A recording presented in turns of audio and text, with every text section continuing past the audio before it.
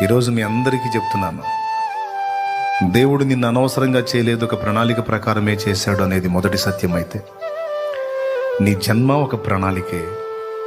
నీ జీవితంలో అనుమతించబడుతున్న ప్రతి పరిస్థితి ఆయన ప్రణాళికే. ఎంతోమంది పుట్టారు, చచ్చిపోయారు, నువ్వు ఇంకా చచ్చిపోలా. నువ్వు ఇంతకాలం బ్రతికున్నావు అంటే అది కూడా ప్లానే, ప్రణాళికే. గడిచిన 2 సంవత్సరాలు ఎంతో మంది పిట్టలు రాలిపోయినట్టు రాలిపోయారు, నువ్వు ఇంకా బతికే ఉన్నావు. ఎందుకో తెలుసా? నువ్వు ఆయన సేవ చేయాలి. ఆయనను సేవించున్నట్లు ఆయన సంకల్పం ఏదో ఇంకా నీలో కంప్లీట్ కాలా. నువ్వు నెరవేర్చవలసిన బాధ్యతలు, నువ్వు నెరవేర్చవలసిన సంకల్పం, నువ్వు చక్కబెట్టవలసిన దేవుని ఉద్దేశాలు ఏవో ఉన్నాయి.